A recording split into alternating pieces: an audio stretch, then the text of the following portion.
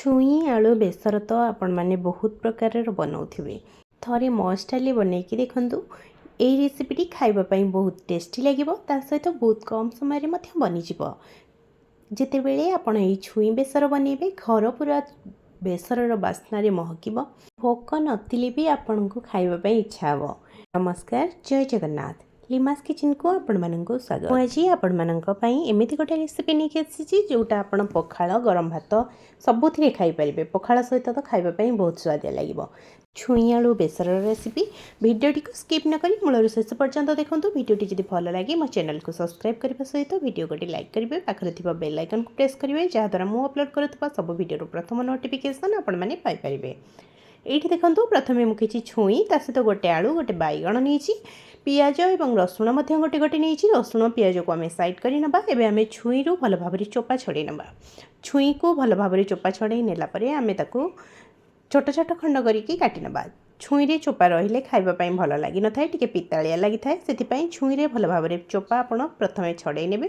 तापर ये देखूँ मु आलू को छोट छोट सरू सरू खंड करके काटी नहीं जो भली भाव में आपण मैंने वीडियो देखुं ठीक से भाई भाव में। ये आम आलू को बेसी सरू कि बेसी मोटा करवा ना, सेमती हेल्ले छुई जल्दी सीझीज। जदि आम बेसी छोट करके आलू को काटिबा से छुई जितेबले भी आप बेसर देकी भाजुंट आलू पकईकि से आलू को टिके अल्प मोटा रखुँ। तापर ये देखूँ मु बैगण को काटी नहीं। आज आम छुई को एमती भाजवा से आमको पानी जमा भी दरकार पड़ोनी जमी छुई सीझेवाई। प्रथम बहुत लोग सीझेकी पर भाजती किंतु यही भाव में भाजले मत बहुत ही बढ़िया लगे। मुझे सीझेकी छुई को भाजे ना, मत एमती नॉर्मल खाली भाजापी ही बहुत भल लगे, खाइबापी बहुत टेस्टी लगे। ये देखूँ तापर आम गोटे मसला प्रस्तुत करवा से गोटे रसुण छड़े नहीं सहित गोटे चामच दे नहीं सोरिष और हाफ छोट चामच जीरा और गोटे सुखिला लंका। लंका ये मोर बहुत राग अच्छी से गोटे नहीं आपण मैंने चाहिए दुईटी सुखिला लंका नहीं पारे। ये गैस ऑन करी गोटे कड़ाई बसई नहीं से सोरिष तेल तेल भल भाव में गरम हो गलापर से देना अधा छोटे चामच फुटण।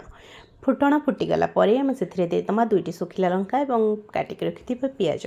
एवं पियाज को अल्प किसी समय भाजी ना। ये पियाज को आम जमा भी गोल्डन ब्राउन कलर करला पर्यंत भाजवा ना। पियाज अल्प समय भाजी गलापर आम से देना आलू बैगण और छुई को ये सब को देलापर भल भाव में गोल ना। मुझे पियाज को भल भाव में भाजी ना कहीं जिते आम भाजवा छुई को से पियाज ता सहित बहुत भल भाव में भाजी होदी। प्रथम आम अधिका भाजीदे पियाज ताहले भजा सहित से आहरी पोड़ीगला भाई लगे, जमा भी भल लगे ना। से पियाज को अल्प किसी समय भाजिला से परिवा दे दिंतु। तापर ये स्वाद अनुसार लुण और हलदी गुंड दे नहीं लुण हलदी गुंड देलापर किसी समय कवर कर कवर कर 5-7 मिनिट पर ये मु कवर कली नहीं। देखूँ परिवा मोर पाखापाखि सीझी आसला। एवं मुझे एपट सेपट करके भल भाव में भाजी नेबी जेपर्यंत परिवा भल भाव में न सीझी से पर्यंत आपण कवर करके गैस फ्लेम को लो कर नियंतु एवं भल भाव में भाजी नियंतु।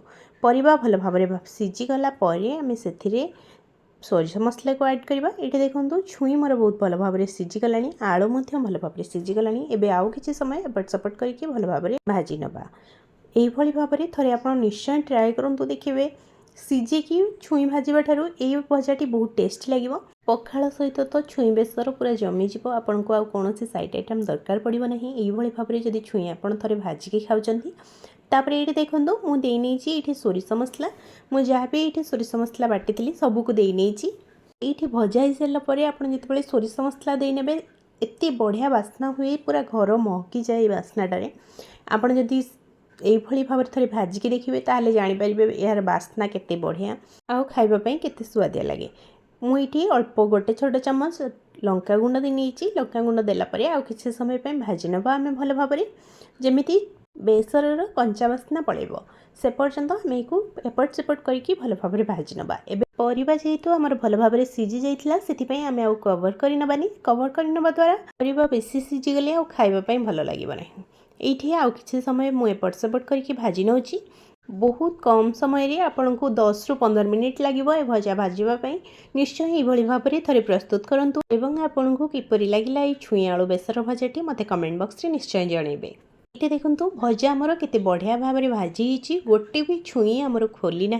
बहुत बढ़िया भाव में भजा आमर प्रस्तुत हो जाए। आम गरम भात हो पखाल हो सबुथ सर्व कर। देखा हवा पुणी गोटे नुआ वीडियो और नुआ रेसिपी सहित सेतेबेले जाए विदाय दियंतु रहिली जय जगन्नाथ।